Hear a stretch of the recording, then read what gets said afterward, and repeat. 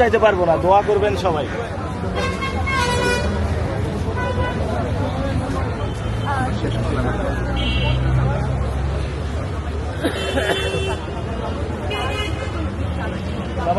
সবাই সবাই সবাই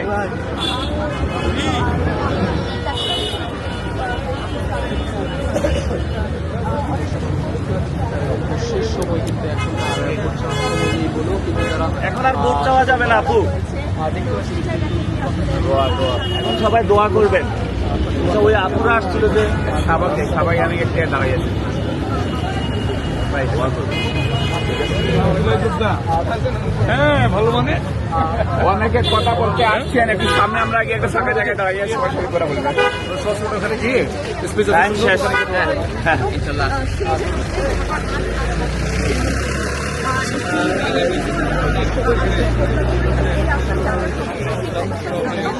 সেই সমাধান হবে না, টানাটানি করতেছে কেন?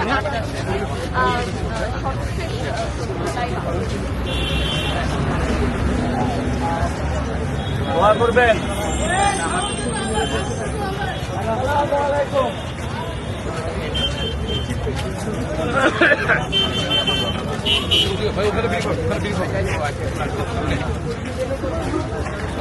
আসসালামু আলাইকুম।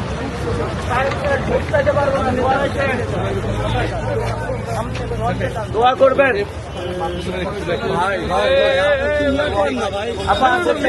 তোমার এই জিনিসটা মুখের সামনে যাওয়া লাগে না, আমরা কেউ এই জিনিসটা না আসলে ভাই ভাই ভাই ভাই ভাই পিছো পিছো। আসসালামু আলাইকুম। সালাম সালাম শুধু সালাম। আসসালামু আলাইকুম।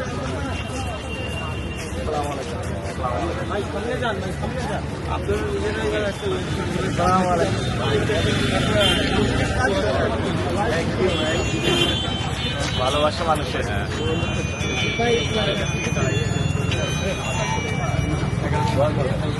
ভাইয়া আমি কিন্তু আগের আপনার অনেক বিক্রেতা রয়েছেন, সাথে মানুষ রয়েছেন, তাদের সাথে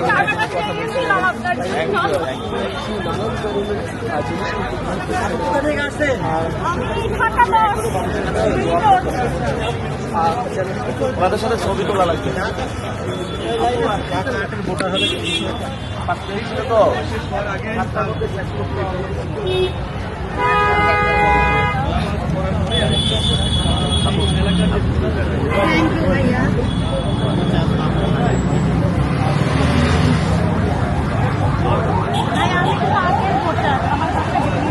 ভোট চাইতে পারবো না, দোয়া চাইতে পারবো না, টাইম শেষ।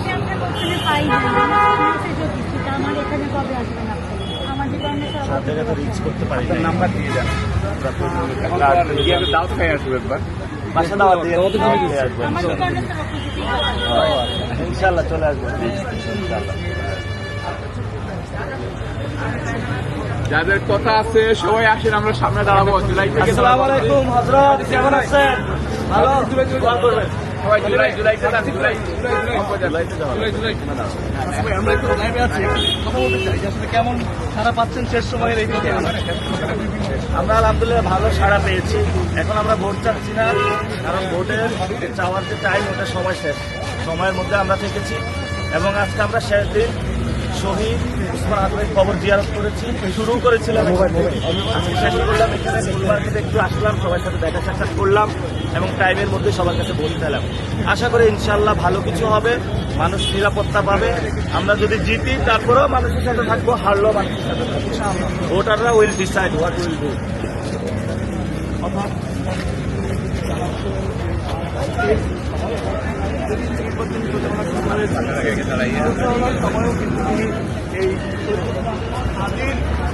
যে কবর, সেই কবর জিয়ারতের মাধ্যমে শুরু করেছিল এবং কাল থেকে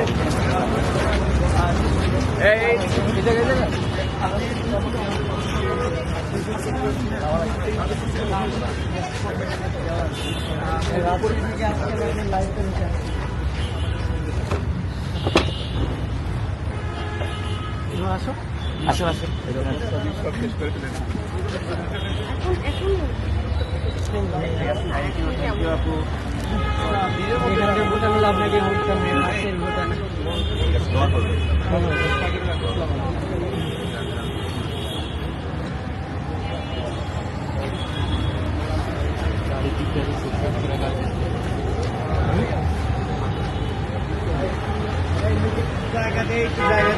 এদের ভাই ফাঁকা করে ভাই সামনে ফাঁকা করে দেয় সামনে ফাঁকা করে দেয়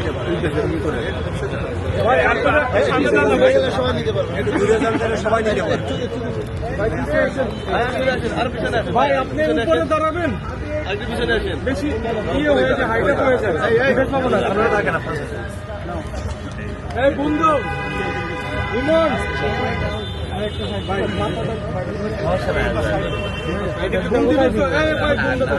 কোথায় চাপ দিব একটু বললে তো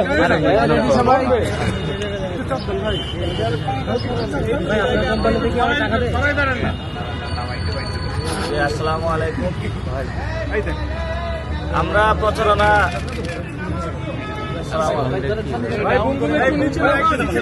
আসসালামু আলাইকুম প্রিয় সাংবাদিক ভাইরা, আমরা প্রচারণা শুরু করেছিলাম ঢাকা বিশ্ববিদ্যালয় কেন্দ্রীয় জামে মসজিদ নামাজ পড়া এবং শহীদ ওসমান হাদি ভাইয়ের কবর জিয়ারত আজকে শেষ করলামও এখানেও। আমরা মনে করি যে আমাদের এটা সৌভাগ্যের বিষয়, যেভাবে শুরু করতে পেরেছি সেভাবে শেষ করতে পেরেছি।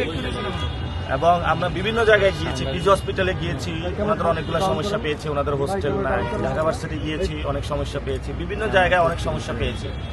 ইনশাল্লাহ আমাদের এখন হলো সমস্যার সমাধানের চেষ্টা করতে হবে এবং সমস্যার সমাধানের পালা। গতকাল গিয়েছিলাম হরিজন সম্প্রদায়ের কাছে, অনেক দুঃখ কষ্ট আছে, তাদের ভূমি নাই, চাকরি নাই এবং তাদের হলো উচ্ছেদ করে দেয় এক এক সময় বিভিন্ন জায়গায়। অনেক মানুষের কষ্ট শুনেছি এবং বিভিন্ন পুরো বাংলাদেশের থেকে মানুষ এসে এখানে বলতেছে ভাইয়া আমি যদি ঢাকা 8-এর ভোটার হইতাম, এবং এটা আসলে আমাদের অনেক বড় পাওয়া। তো অনেকে বলতেছে যদি সুযোগ পাইতাম তাহলে ঢাকা 8-এর ভোটারটা শিফট করতাম। এবং যারা ঢাকা 8-এর ভোটার না পুরো বাংলাদেশে আমাদেরকে এই কয়েকদিন দেখেছেন, আপনারা আমাদেরকে দোয়া করবেন এবং হয়তো ভোট দিতে পারবেন না, দোয়া করবেন আমাদেরকে। এবং যারা ফ্রেন্ড সার্কেল ঢাকা 8-এ আছে, ফ্যামিলি আছে, আত্মীয় স্বজন আছে, তাদেরকে বলবেন ভোট কেন্দ্রে যাওয়ার জন্য, ভোটটা দেওয়ার জন্য। আপনারা স্ব স্থানে নিরাপদে ভোট দিবেন, এটাই হলো আমাদের প্রত্যাশা। কষ্ট থাকলে করতে পারে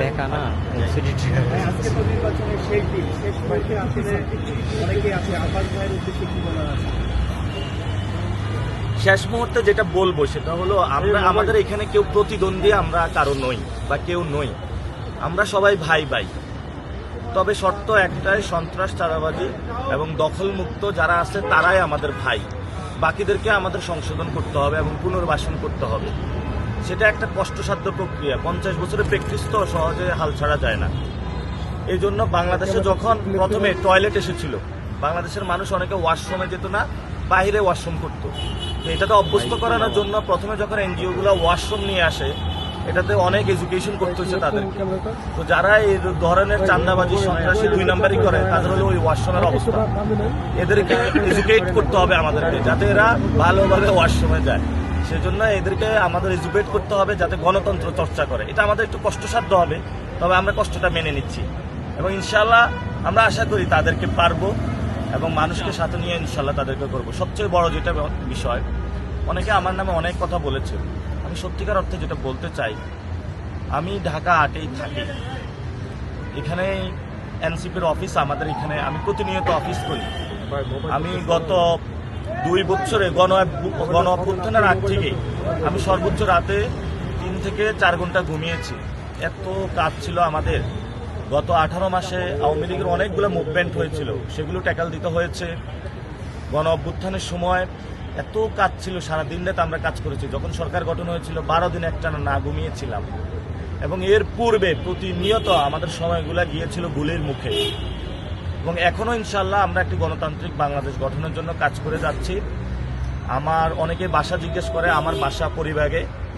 আমি বিবাহিত, আমার এক সন্তান আছে এবং আপনারা তো জানেন আমি ঢাকা ভার্সিটি থেকে পড়াশোনা করছি এবং আমি এখানে এসেছি ওসমান হাদি ভাইয়ের হত্যাকাণ্ডের বিচার এবং সবাইকে একটা সুস্থ শিক্ষা ব্যবস্থা, একটা স্বাস্থ্য ব্যবস্থা দেওয়ার জন্য। তো আপনারা কারো প্ররোচনায় অথবা কোনো প্রচারণায় বিভ্রান্ত হবেন না। তো আমার তো সব কিছু ইলেকশন কমিশনে দেওয়া আছে, তাহলে আমার বাসাটা খোঁজার মানে কি? এটা তো নিশ্চয়ই উস্কানি দেওয়া। এবং আমি যে জায়গায় থাকি ওইখানে গিয়ে আমাদের একটা ক্যাম্প ছিল, সেখানে হলো চাপাতি দিয়ে 4 জনকে আহত করেছে গতকালকে। পরবর্তীতে আমরা শাহবাগ থানায় মামলা করেছি এবং সেই মামলা অনুযায়ী প্রসিড হবে ইনশাআল্লাহ। তো সবার উদ্দেশ্যে শেষ বার্তা যেটা, আমি অনেক টাকার মালিক হইতে পারতাম। বাংলাদেশের যে দুর্নীতি সিস্টেম, বিএনপির অনেকে যারা ইলেকশন করতেছে আমি চিনি জানি তাদেরকে। কেউ বাস দখল করেছে, কেউ ট্রাক দখল করেছে, কেউ বন্দর দখল করেছে, বিভিন্ন জায়গায় আওয়ামী লীগের সম্পত্তিগুলো তারা লোপাট করেছে, চাঁদাবাজি করেছে, অসংখ্য বাংলাদেশে লুটপাট চালিয়েছে। আমি এক টাকা দুর্নীতি করি নাই, কোনো চাঁদাবাজি সন্ত্রাসী কোনো কিছুর সাথে জড়িত হয় নাই। খালেস মনে রাজনীতিটা করতে আসছি, আমি আমৃত্যু রাজনীতি করে যাব। আমি যদি রিক্সা চালাইতে হয়, আমার যদি রাস্তার পাশে দোকান দিতে হয়, যদি প্রয়োজন হয় তাও করব, কিন্তু কখনো আমি দুর্নীতি চাঁদাবাজি সন্ত্রাসীর সাথে জড়িত হব না। এটা আমার মানুষের কাছে কমিটমেন্ট। আমি এক আল্লাহ ছাড়া কাউকে ভয় পাই না, যেই যতই করুক না কেন। ইনশাল্লাহ আমরা যদি জয়ী হই, যেভাবে মানুষের পাশে থাকবো, আমরা যদি জয়ী না হই সেভাবে মানুষের সাথে থাকবো। সেটা আল্লাহ কোরআনে বলেছেন, ওয়াতুইজ্জু মান তাশা ওয়া তুযিল্লু মান তাশা। তিনি যাকে ইচ্ছা সম্মানিত করেন, যাকে ইচ্ছা লাঞ্ছিত করেন। সবকিছু আমরা আল্লাহর কাছে সুপর্দ করলাম। আল্লাহ যদি চায় সম্মানিত করবেন, আল্লাহ যদি চায় লাঞ্ছিত করবেন। তো সেই জায়গাটা আমরা জনগণের হাতে ছেড়ে দিলাম। আপনারা যারা ঢাকা ৮ আসনের ভাই এবং বোনেরা আছেন, আপনাদের কাছে প্লিজ রিকোয়েস্ট, আপনারা এমন একজন মানুষকে বেছে নেবেন যে ঢাকা ৮টা গঠন করতে হবে, বাংলাদেশে পরিবর্তনের ডাক দিতে পারবে। এমন কাউকে চয়েস করবেন না যে মানুষটা আপনার সন্তানের প্রতিষ্ঠানকে দখল করবে।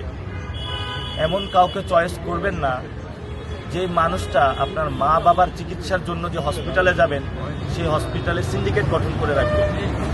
এমন মানুষটাকে চয়েস করবেন না যেই মানুষটা আপনি যে নিরাপদে ব্যবসা করতে যাবেন সেটা আপনাকে বাধা দিবে। এমন কাউকে চয়েস করবেন না যে জমিদার হবে, জনতার এমপি হবে না।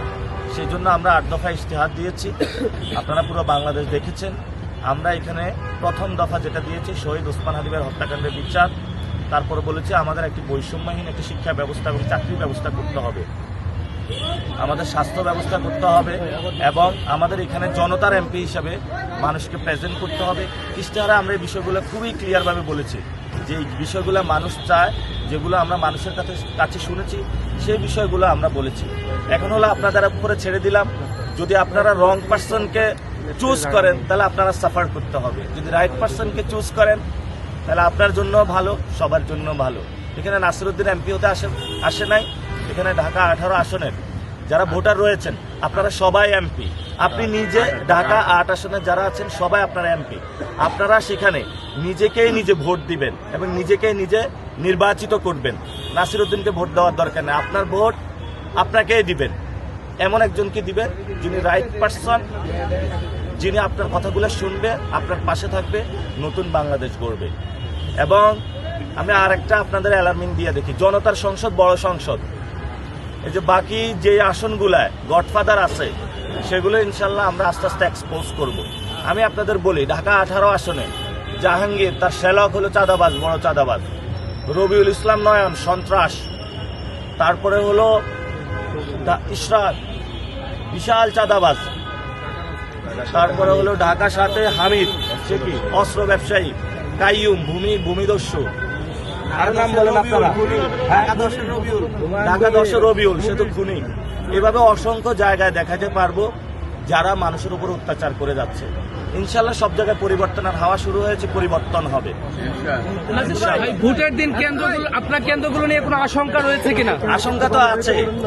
আপনারা বাংলাদেশের সকল মানুষ এই সময় ক্যামেরা রেডি রাখবেন। কোথাও যদি কেউ টাকা দিয়ে ভোট কিনতে চায় তারে পুলিশের হাতে তুলে দিবেন, কোথাও যদি অস্ত্রের মহড়া দেয় তাকে পুলিশের হাতে তুলে দিবেন।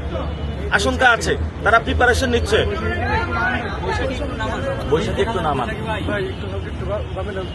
তো এখানে এটা আমরা খোঁজ খবর পাচ্ছি, তাদের মধ্য থেকে আমরা খোঁজ খবর পাচ্ছি তারা অস্ত্র রেডি করতেছে এবং পুলিং এজেন্ট তারা বলছে 9টা থেকে 11টা পর্যন্ত তাদের ইনস্ট্রাকশন দিছে তোমরা এই সময় দখল করে ফেলবা। তারপরে নাসিরউদ্দিন পাটোয়ারি যখন হারার ভয় দেখবে তখন তোমরা সবাই দখল করে ও বসে যাবে। অনেক প্ল্যান করতেছে। আল্লাহ কোরআনে বলেছেন ও আমাকারু আমাকারুল্লাহ, তারা অনেক ষড়যন্ত্র করে, কিন্তু আল্লাহ তাআলা সবচেয়ে বড় হলো প্ল্যান করে। আল্লাহ তাআলা সবচেয়ে তাদের মানে সকল ষড়যন্ত্র নস্যাৎ করে দিবেন ইনশাআল্লাহ। চাঁদাবাজি নিয়ে সবথেকে বেশি কথা বলেছে এই পর্যন্ত ম্যাক্সিমাম চাঁদাবাজি যারা করে বা দুর্নীতির সাথে তাদের হাত ধরে কিভাবে ট্যাকেল দিবে কতটুকু উপরে তারেক রহমান পর্যন্ত? এটা তো সবসময় আপনি কিছুক্ষণ আগে অনেক উপরে, অনেক উপরে, অনেক উপরে মানে কি তারেক রহমান পর্যন্ত, গুলশান পর্যন্ত, পল্টন অফিস টু গুলশান পর্যন্ত সব জায়গায় তো করে।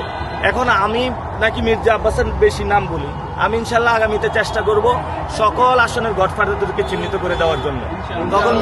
তখন সবার নাম চলে আসবে। আর এখন চাঁদাবাজি শব্দটা বেশি শোনা যায়, সামনে সন্ত্রাস, দর্শন, রাহাজানি, খুন সবগুলো ইনশাল্লাহ এক্সপোজ করে দিব। দুর্বৃত্তায়নের রাজনীতি বাংলাদেশে চলবে না। গণ অভ্যুত্থানে শহীদ হয়েছিল নতুন বাংলাদেশের জন্য, নতুন বাংলাদেশে নতুন রাজনীতি চলবে, যে রাজনীতিতে কোনো দুর্বৃত্তায়ন নাই, সন্ত্রাস নাই, চাঁদাবাজি নাই, দখলদারিত্ব নাই, ইনশাল্লাহ। নাসির ভাই, প্রচারণার একেবারে শেষ, আপনার প্রতিদ্বন্দ্বী প্রার্থী মির্জা আব্বাস আপনাকে চিনে না, কি বলবেন? উনি একবার বলে চিনে, আরেকবার বলে চিনে না। উনি কি অশিক্ষিত? শিক্ষিত না? মোবাইল আছে ওনার, মোবাইলে যা দেখবেন ইলেকশন কমিশনের ওয়েবসাইট আছে, প্রত্যেক প্রার্থীর হলফনামা থেকে শুরু করে সবকিছু দেওয়া আছে। আমি তো ওনার হলফনামা পড়েছি। দুনিয়ার ভরা দুর্নীতির জিনিস, মামলা মামলা আর মামলা, দুর্নীতির মামলা, সব প্রার্থীর দেওয়া আছে হলফনামা। উনি কি এটা পড়তে পারে না? ওনার মোবাইল নাই? একজন জুলাই যোদ্ধাকে যদি না চিনে গেলেন, এটা ওনার ব্যর্থতা। বুঝি নাই 12 তারিখের পরে নাসিরউদ্দিন পাটোয়ারিকে চিনবে কিনা আলাদাভাবে আসলে কে? যার কথা বলছেন। আমরা আগেও ছিলাম, পরেও থাকবো, আল্লাহ যতদিন বাঁচায় রাখে। জালিমের পতন হবে ইনশাল্লাহ। ভোটে আসার কারণে ভোট কমবে কিনা কি মনে করেন? ভোট আরো বাড়বে। জোট হয় কি কারণে? আপনারা 10 জন বন্ধু একসাথে ট্যুর করেন কেন? খরচ বাঁচে, আরো আনন্দ বেশি হয়। জোট হয়েছে এজন্যই তো যে আমরা সরকার গঠনের জন্য। হ্যাঁ, শেষ করে দিলাম ভাই। ভাই, সারা দেশের শেষ প্রশ্ন, দোয়া করবেন ভাই। নাসির ভাই, সারা দেশের নির্বাচনী আমেজ ছিল ঢাকা 8-এ, এখন অনেকে বলছে যে ঢাকা 8-এর নির্বাচনটা স্থগিত করে আরো কিছুদিন নেওয়া যায় কিনা, কি মনে হয় এটা, আপনি কি বলবেন? ঢাকা 8-এ নির্বাচন স্থগিত করা লাগবে না। বিষয়টা হলো ঢাকা 8-এই সংগ্রাম চলবে। এখন তো বড় একটু রুই কাতলা, আরো যেগুলো ছোট ছোট আছে না, পুঁটি মাছ বিভিন্ন জায়গায় চটকি মারে, যে একটা আছে না নয়ন, হ্যাঁ, এরকম যেগুলো পুঁটি মাছ আছে, এগুলোরও ইনশাল্লাহ আমরা সাইজ করবো আস্তে আস্তে। ওকে।